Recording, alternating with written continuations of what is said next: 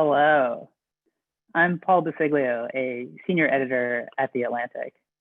Thank you for joining us for this week's edition of The Big Story, a digital event series where we go behind the scenes with Atlantic reporters and editors to talk about some of our latest reporting. Today, we're going to discuss what the pandemic means for your social plans this summer and this upcoming holiday weekend. Even as many states have reopened, the coronavirus is still raging, and in some places, surging to new heights.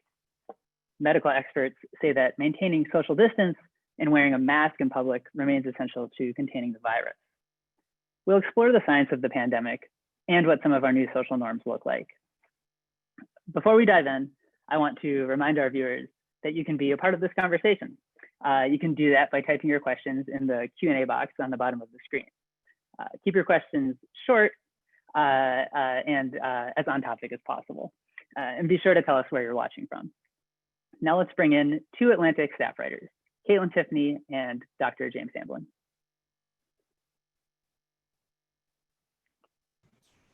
Hi. Hello. Hello, Kaitlin. Hello, Jim. Yo. Great to see you guys. Thank you for taking the time to do this. So America's on the brink of a holiday weekend. And as a nation, we're finding ourselves somewhere we don't want to be. After several months of dealing with this pandemic, and after a period of shutdowns that held coronavirus cases steady nationally, we're now seeing an alarming second surge of infections in the South and Southwest. Yesterday, the US topped 50,000 infections in a day for the first time. Jim, now especially is a really confusing moment in the pandemic for Americans. States that sprinted to reopen businesses are now issuing new shutdown orders, and even states in the Northeast where the virus has been receding are reconsidering or walking back measures to reopen. You've been deeply reporting on the virus from the start, and you're also a medical doctor. Are things going to get worse this summer or better? That's up to us. You know, we know that if we bring people together and they're not wearing masks and they're not social distancing and they're sharing enclosed spaces, they're going to transmit the virus. And we knew that was a cost when places started reopening. It's hitting places especially hard that were not hit at all. Something I'm looking into right now is the effect of having been hit before and the amount of immunity that you have in a population. So someplace like New York might be able to get away with a little bit more opening with less of a surge than someplace like Arizona that hadn't been hit a first time.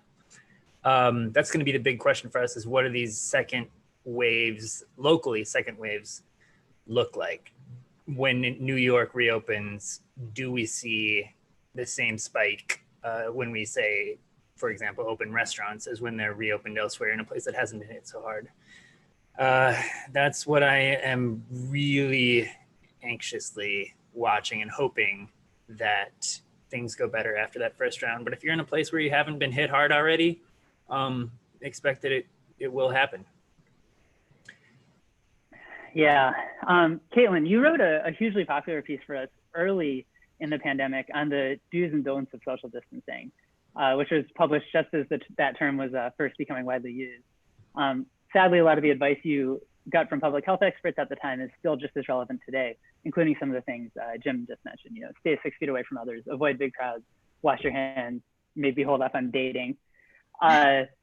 Traditionally, the 4th of July is a time for pool parties, for fireworks. And the summer, as we all know, is awesome for dating, especially in light of what Jim just said in terms of the very worrisome things we are seeing right now. On a really basic level, what are some things people should be considering or trying to avoid this weekend and on the summer as a whole?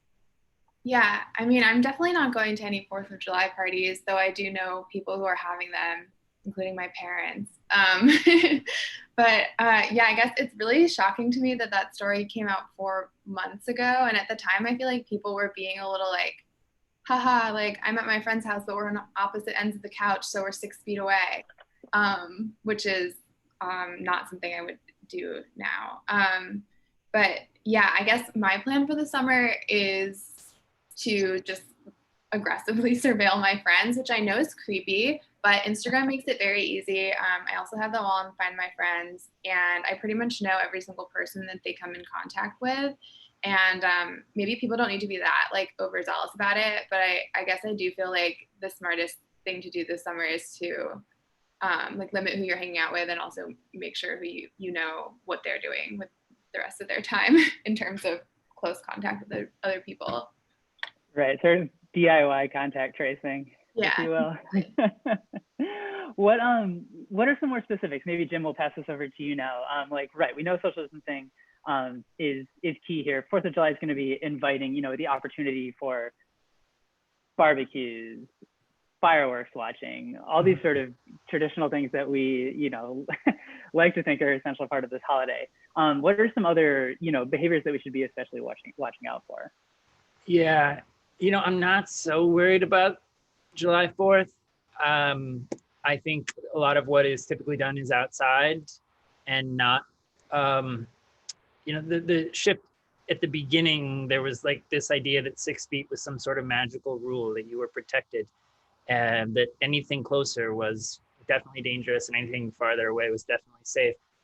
And when you're at a setting like a barbecue, people are moving around and all. I'm not recommending anyone do that, but if you were to, I think that's going to be a less dangerous setting than, say, a gathering when we get into holiday time in the fall and winter, where you could actually be vigilantly distancing and still spread something to an entire family, say like a Thanksgiving dinner.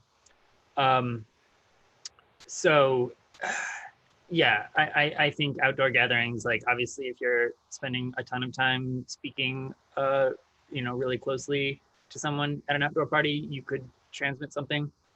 But I'd be more worried about the travel to and from these places, lodging, if you get a bunch of people staying at a lake house and hanging out, and the close quarters there could be some concerns. But it is theoretically possible to flip a burger from 6 feet away into the open bun of someone. Exactly, yeah, over the back of the shoulder into the yeah, and you might waste 10, 12 burgers before you get one, but they're weird times.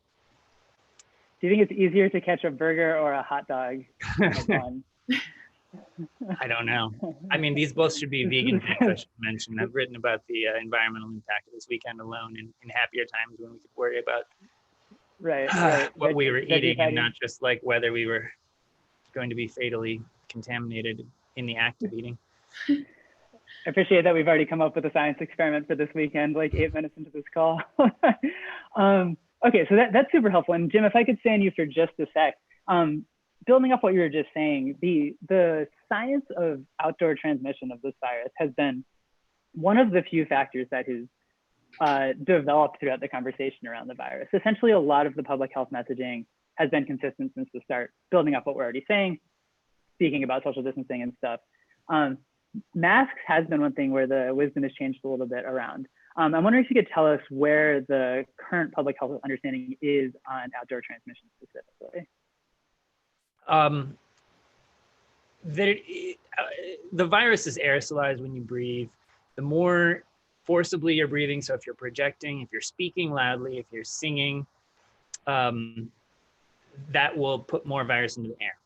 If you are in a highly contagious phase with a high viral load, you'll be putting much more into the air per breath, per song, per minute than someone else. And the risk of infection has to do with the density of virus that is in the air around you. So when you're outdoors, it spreads out, it diffuses really, really quickly. You would probably have to be surrounded by someone who is very contagious, very close to that person. Whereas in an indoor setting without good ventilation, that same person could be, theoretically at least, at the opposite end of a big office or restaurant and still be contagious to you. Whereas in an outdoor setting, it's impossible to imagine how that could happen.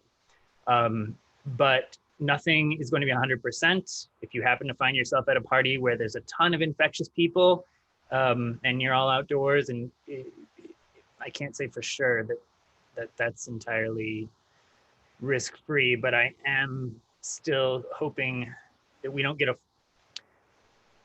false sense of security if people don't see big spikes this weekend. And I hope we don't see a big spike, Right. but I hope that it translates to my main concerns about fall and winter, and the risk that will be incurred, especially if we say, oh, the family got together at July 4th, let's get together at Thanksgiving. I think it could be a real different scene. Yeah. Kaitlin, you and Jim are both in New York, which is, within the scope of the pandemic in America, in one of the more interesting places right now, which is that it was the global epicenter for a period. Now we've seen cases drop. At the same time, New York and the surrounding areas are starting to take precautionary measures to either implement shutdown measures or thinking about implementing shutdown measures again, as cases spike in the South and Southwest. I'm curious how you, almost like you've already mentioned on a personal level, surveilling your friends and stuff.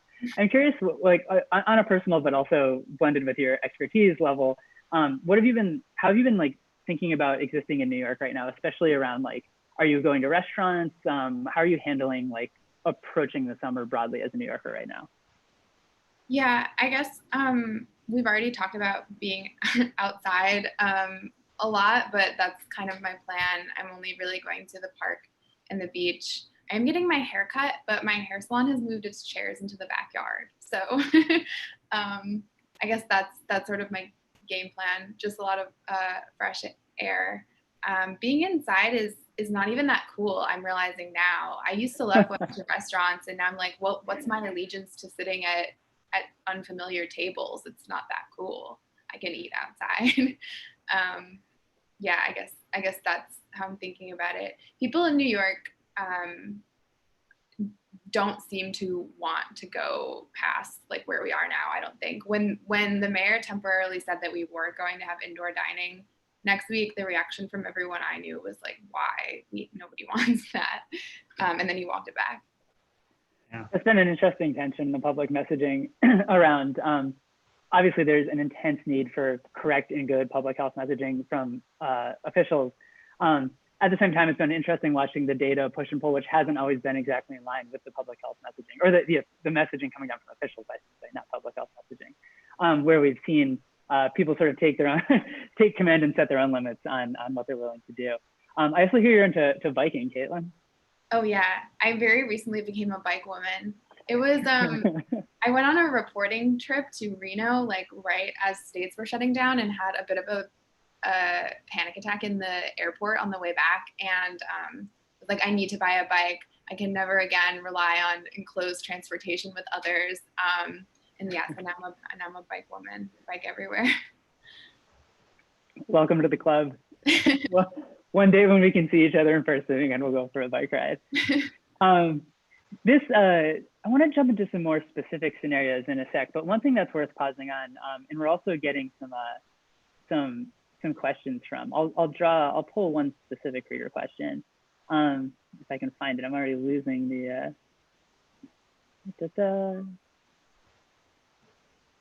I'll find the name of this question asker after I ask the question, so I apologize, question asker. But one really important and intense topic right now is as kids and the coronavirus. As people look towards schools reopening, this is a huge issue, or potentially reopening. But also more immediately, I think parents are in a particularly difficult situation right now as they're navigating the summer camps, or even this weekend if they're deciding, do you want to bring your family to a large social gathering or not? Jim, can you get us up to speed? You've written about this recently in your column, Paging Dr. Hamblin. If you could get us quickly up to speed on the impossible question of where the science is currently on how badly kids are affected by this virus. Yeah, that's a big question. So yeah, I should probably refer people to the column and the episode of Social Distance that we recorded yesterday. Sarah Zhang's been covering this too, and has a great story on this. And it is emerging science. The interesting thing is that kids are experiencing this panoply of symptoms, which has been really hard to link to the coronavirus at all. It's called multisystem inflammatory syndrome, children. So there's a hyphen there before children. So it doesn't even, anyway, the name is literally miscellaneous, MISC. not literally, Right. but it stands for miscellaneous. And it basically amounts to as much. So like weeks after, sometimes people will develop anything from a rash to a fever to dangerously low blood pressure. And we don't know exactly how to predict who it's going to affect. We don't know the course of how bad it's going to get. And we don't really know how to advise parents when you should seek treatment, other than to say if something, pretty clearly abnormal is happening, and it's also additionally difficult because the kid probably never had symptoms of COVID-19 to begin with. This is all not to scare anyone. Most kids are fine. There have been only a small number of serious cases, and they've been treatable largely with steroids. They do require hospitalization. And so I just say that it's something that it's another one of these lessons from the pandemic that effects are going to play out on long timescales. And we need to be open-minded to saying, we don't know right now. We think right now that kids aren't being affected by the coronavirus, which people were saying 2 months ago. Now we understand that it is affecting kids' immune systems, that it's mostly something people recover from, but we're not ruling out that we won't continue to understand more about this, and that the effects might be wider ranging than we currently know. So let's keep kids safe if we can. Thanks. Yeah. Yeah. And just to bring up, the questioner I was referencing was Russ Williams from Washington, D.C. So Russ, thank you for your question. The point you just made, Jim, about the thinking about this on a long term is really important. It's something that we've been focusing a lot of our coverage right now on, especially. We've seen, there's been an ongoing mentality since the start of this pandemic that, like, perhaps we're turning the corner. Perhaps the end is near, not that far away. At first it was like, this will just be a couple of weeks. But even now I feel like we're still in a sort of mindset in some ways of like, maybe it'll just be a couple months. We're finally on our way back to reopening. Based on, this could still go a number of ways, but based on the data that we're seeing and based on the sad evidence of spikes happening again within the country and the sadly, ongoing institutional failures that we're seeing on a broad level within America. This is a thing that we're going to be staring down for, we're thinking, a pretty long time at this point.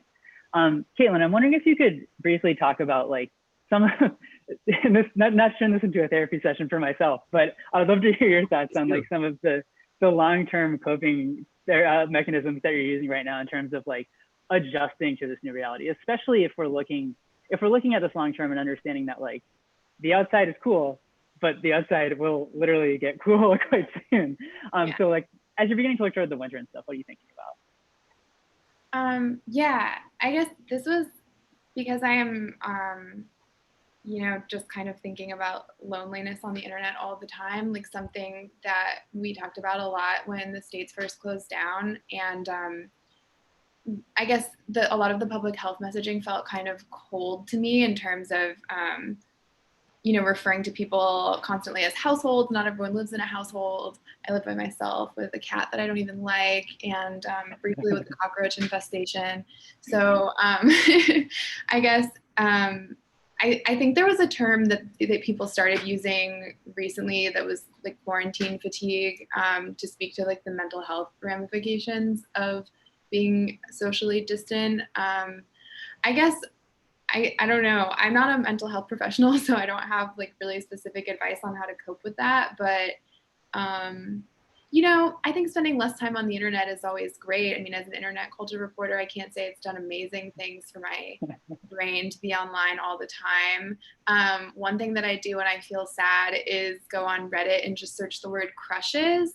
And then you can just find like lots of people writing about their crushes, which is really fun and heartwarming. It's a lot of like teenagers who are flirting in Minecraft. That's really fun for me. I recommend that. And then obviously like phone calls and that kind of stuff. I don't recommend Twitter. Maybe go back to Tumblr. I think people gave up on Tumblr too soon. And I love a random middle of the day email. Love to receive a note. I guess I don't know if that's super helpful, but No, it's good. I like it. It's time for some platform nostalgia. Yeah, resurrect some old places we haven't been for a while.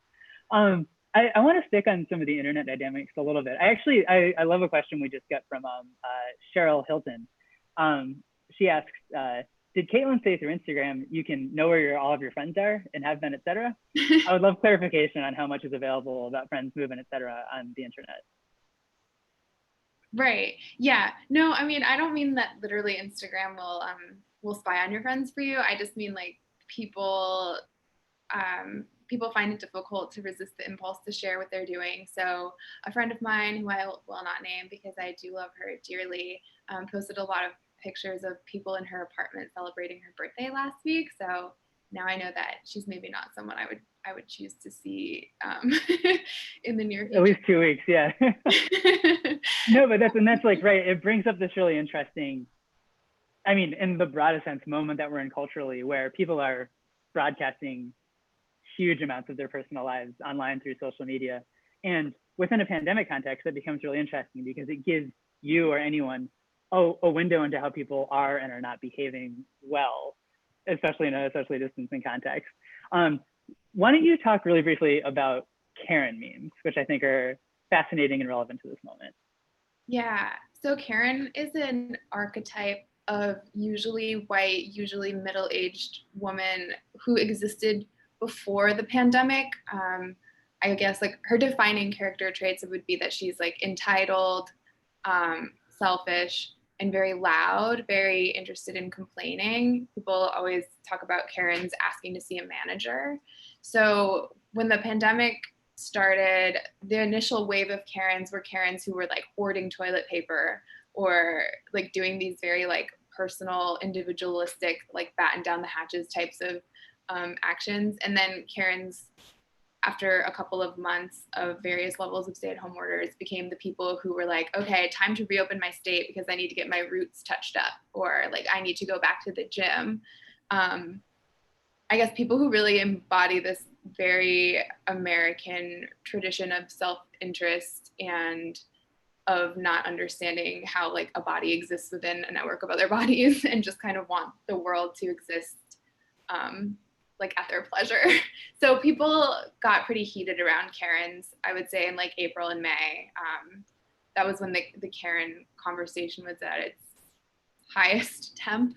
And I know it was a little upsetting for a lot of people who were literally named Karen but didn't feel that they behaved as Karens. It was a tough time for them. You and I both have aunts named Karen. Yes. Yeah, I have an aunt named Karen who lives on a farm and works from home and was really doing everything she was supposed to be doing. So she felt sad. Yeah.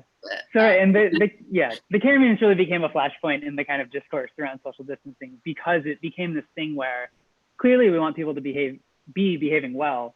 At the same time, there started becoming these like pretty mean and often unduly harsh memes just making fun of people who weren't social distancing well, which created a whole stir. I wonder, like, so one thing that's really fascinating about this and a big ongoing theme throughout this moment on the internet is the element of shaming. We do have, and this is, I want to pull in a quick reader question, then ask the bigger question about shaming, or viewer question, excuse me. Jean Golden asks, what will discouraging young people from playing daring party games related to the virus as in Alabama currently? And that's from Jean in New York City. I'm not sure specifically what Jean's referring to in terms of the Alabama situation, but the broader question of how do you discourage people from doing dangerous things? You know, you yourself can behave perfectly well, but like, how do you help other people? Kaitlin, first, why don't you talk a little bit about the science of shaming? Is it useful to shame people?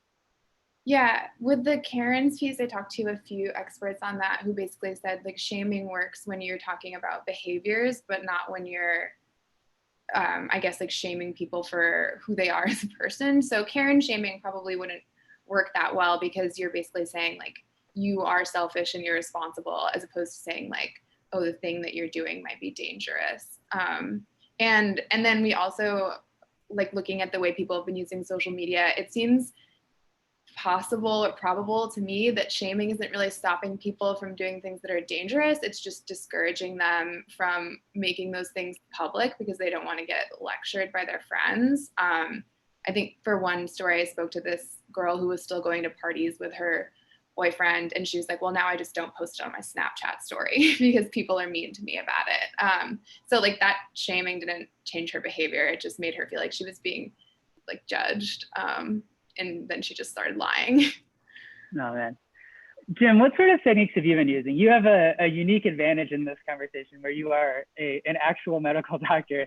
So whereas people just run away from my advice sometimes, people actually seek you out for good wisdom. What about the situations where there are people, I don't know if there are people in your life or just other people you've interacted with who don't want to hear the messages you have to say? Yeah, you know, public health has been terrible at this historically. Like, don't do drugs, don't smoke, don't drink. All we've managed to do is make things cool by telling people not to do them. So that is you don't want to create an element of edginess to any of this. And I think in some places that's developing. So it kind of, and also in some places there's going to be legal enforcement, in other places there's not, you know, whether it should be socially enforced, social justice or legal justice in terms of like wearing a mask. I think social justice is probably going to be because we straight up can't police mask wearing in most places. Social justice is probably the way to enforce it, and you don't do that well outside of your own peer group. So it can't be an authority figure, you know, some old nerdy guy like me telling the youths to wear their mask. It's going to have to be their in-group, kind of like if you're posting all of your TikToks, everyone's always wearing a mask and you look foolish without it. You don't even have to tell someone that they're stupid. It's just like, no, everyone's wearing a mask. Why would you not be? I think that's the culture that ideally you're creating, where no one has to get called out or confrontational about it. It just sticks. And I think it was sticking for quite some time. I hope it still is now, but that's why it's so important for things, for everyone to just be distancing, be wearing masks, be vigilant and careful about what you're sharing. Don't brag about, if you do occasionally hang out with some people safely, you don't need to brag about having done it. That's good advice. Yeah. On the topic of internet stuff specifically, I'm curious, like, Kaitlin, you've already tossed out a few fun suggestions of things people could be doing. We do know that there's kind of like, the internet is presenting, and this is sort of an armchair analysis of the internet broadly, but you know, it's presenting two opportunities right now. Throughout the pandemic, there's been a huge number of people working from home and working remotely more than ever, spending more time online. We've seen the values that function, like services like Zoom can provide to connect people. At the same time, Kaitlin, some of your reporting has gotten into this. We've seen the way people can spiral when isolated, especially through algorithms or other channels on different online communities. Both Jim and Kaitlin, why don't we start with you? What are some, like, building off what you said earlier, some broad recommendations that you have for like living on the internet in this moment? Yeah, I guess the one thing that I've seen people doing that I think is probably the most destructive is going into really like already polarized places and just kind of like venting or yeah, like developing, maybe like the Karen meme is a good example. I think like the Karen meme has a pretty interesting and important critique within it, but people took it to this level where they were like laughing when women named Karen died of the coronavirus. Like that kind of thing is really unhelpful. And as we know, like the internet, one of its downfalls is already that it kind of discourages empathy. So like a story I'm working on right now is about some Facebook groups where people have just been turning both sides of the debate into like hyper caricatured villains. So like people who aren't wearing masks are, you know, like I saw like people posting about how you should be able to like be violent against someone who isn't wearing a mask because they're a public health risk. Like this kind of conversation is really, really bad. And we should know by now that like talking about violence on the internet sometimes turns into violence in real life. So I would just say try to stay out of spaces where you're just going to watch people get more and more heated. Maybe stay in your group texts where if you are getting heated, it's just in like talking. I was gonna curse. It's just for gossiping about people you know, as opposed to like making blanket statements about other groups. Yeah. Jim, any additional thoughts to I think that's a great things? point. Like, to any polarized thing that's happening right now, think globally, act locally is the thing I keep thinking, which is like, applies to activism of all sorts. But when you are talking, you're probably not going to change the minds of people who you don't know or who are distant high school friends on your Facebook posts. Think of the couple people who you do know and care about, whose minds you could change, or who you could slightly nudge to do better, and who would listen to you and not be offended by you talking to them. And that's probably the way that this sort of change happens, to keep the momentum up. I like to think that our mass podcasts and informative writings are playing some role in helping people make safe decisions for themselves. But I think most of what drives our behavior is kind of just a few people around us who are helping to influence us, and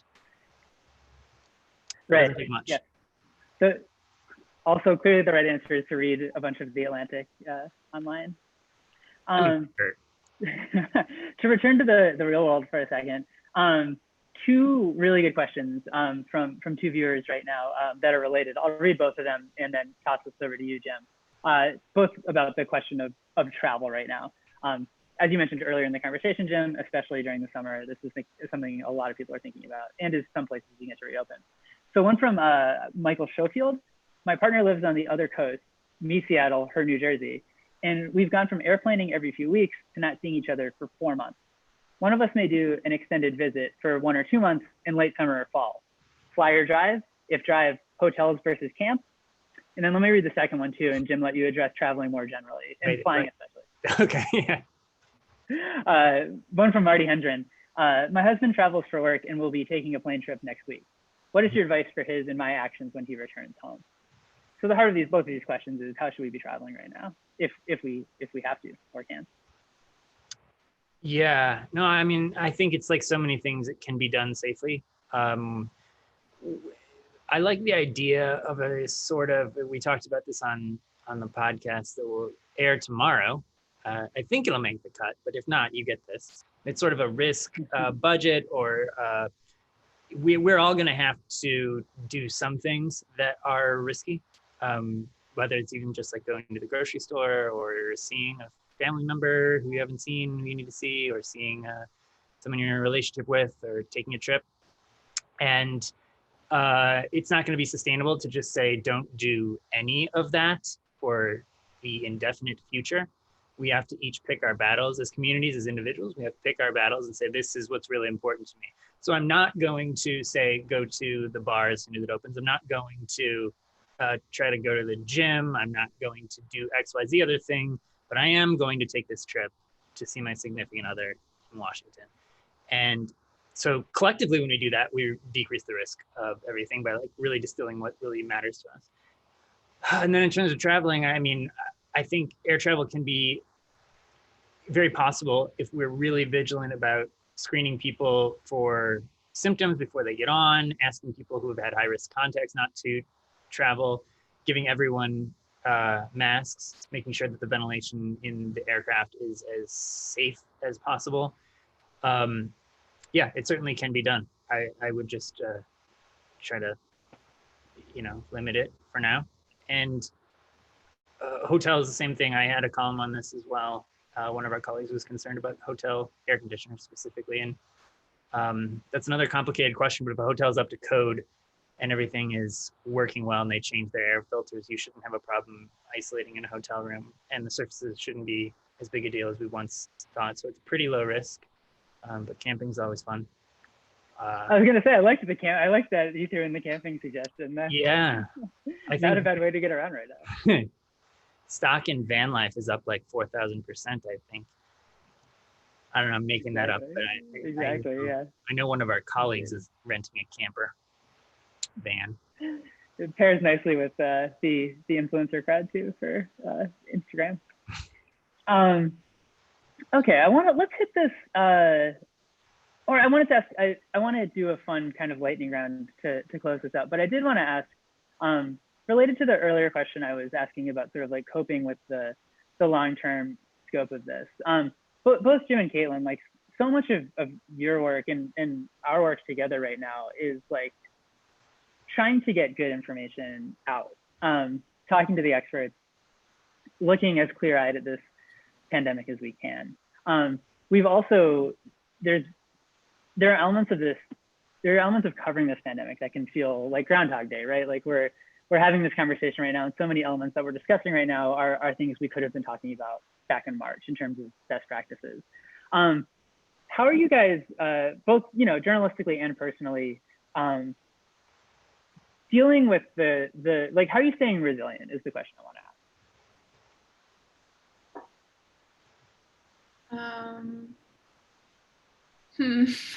ask. That's a good question. I guess I depend a lot on strangers who live stream their workouts on YouTube right now for all of my daily endorphins. That's how I'm staying resilient. But in terms of coverage and I guess like dealing with the fact that society has been like kind of on pause, I don't know, people on my beat, it's been pretty easy because people are always using the internet in weird ways. And frankly, being stuck inside has only made people act stranger. So really not running out of things to talk to people about. And yeah, people have really been getting creative and doing like very strange things with the resources that are available to them. There's been a reality dating show on Tumblr that stars only Sims. I've been following that a little bit. There's plenty. Right. Plenty Sims like the video game virtual platform. Yeah. Jim, how about you?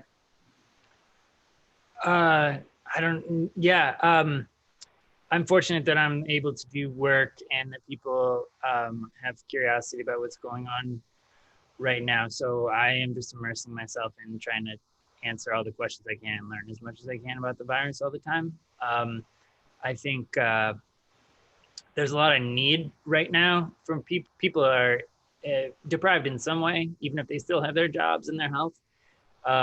People are alone or afraid and in need of all sorts of different things. And I think there's ways that everyone can contribute to their community, close friend group, or people they don't even know, in ways right now that would be sources of resilience. I think reminding yourself that you're useful and needed and that you're contributing to helping other people during this difficult time is probably the most universally recommendable way to foster your own resiliency. So you don't have to actually care about people, just care about yourself. But you do that by seeking out ways to help others right now. Yeah. Okay, I want to do a quick lightning round here where I pose different situations and you guys, as succinctly as possible, tell me whether it is a good idea or bad idea to do this weekend. I'm going to be terrible at this. You can offer mild qualifiers because there actually are not single yes or no answers to most of these. All right. Okay, let's start. How about go for a run outside? Well, that depends. If you like running, I mean, for some people. For those who want to run. Oh gosh, yeah, running is that's my highlight of every day right now. Kaitlin, do you feel the same? I mean, I hate running, but like, yeah, sure. For public health reasons, good. For personal reasons, possibly terrible. Yeah. This one actually, I'm stealing this one from Karen Fortenberry, who posed this situation. Thoughts about going back to yacht racing, the 30-foot boat, 5 crew, wearing masks. Is that too soon? This is from Karen's in Seattle. Huh. No, that sounds very doable. Mostly because it's outside, do you think? Unless there are external contacts to the process of the yachting community has roundly rejected me from their ranks. And so I don't know a lot about it, but it sounds like being out there with the wind whipping through your hair. Right, ever since that. Any virus that you'd be spewing would be swiftly washed into the ocean air. ever since that bad experience in gym class, right? You've been. Kaitlin, what about tandem biking? What do you think about that? Oh my gosh, tandem biking? Did somebody ask that? Where's the? No, this is from my own mind. Oh. I don't know. I love biking with a crew. That sounds fine to me. I mean, I'm not a doctor. These are just rules I've made up for myself based on that I work for. I think the principle is similar, and Jim can tell me if he disagrees, but I think the principle would be similar to the yacht racing, where it's like, especially if you're wearing a mask and not entering a super enclosed environment on the tandem bike, it's especially good if you're in the front, probably. Yeah, somebody did actually write to me with a question similar to this, that they ride in a serious group, and they ride in the air pockets behind each other purposefully. So it is theoretically conceivable if somebody's like really breathing hard and you're riding right in their air current behind them for a long period, that would not be the safest situation.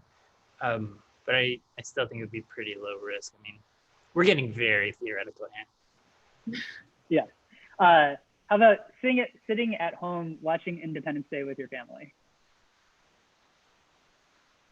Is that a space movie? What is that? You don't know Independence? Oh my gosh. End the call. It is like a disaster movie, right? Yes. Yeah, basically the world was almost ended by aliens, but we declared our independence from alien rule. Yeah, like space. we won't spoil anything, but Will Smith and Jeff Goldblum play a very important role. And I don't. It depends how much your family's been traveling around and going out and doing high risk exposure stuff. The nice thing is, even when you're doing that, you can have the windows open, get some air flowing through the space. Why not? I'm thinking more and more about ventilation. I think everyone should. We always should have had the AC down. If you're on the fence, if you could open the windows or run the AC, I'd definitely open the windows.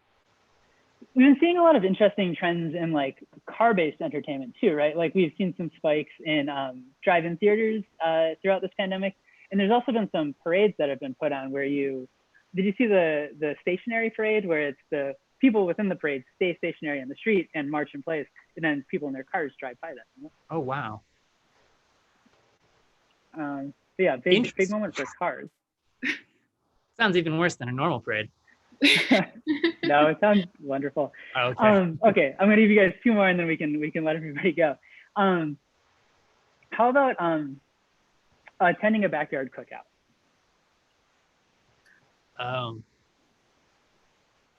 Well, I sort of addressed this one, so maybe Kaitlin has thoughts. That's true.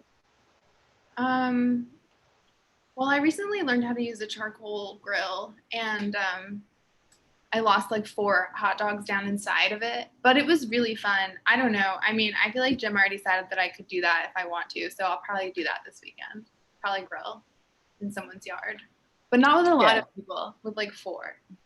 Right. Seems like a responsible. Oh, go ahead, Jim. Yeah, I think that's a good time. Like getting together, cooking, being outdoors. I think it's a real low risk proposition. This is always with the caveat, like we know people who've had high risk exposures or people who are symptomatic are going to be your highest risk spreaders. So I would, any symptoms at all, don't go.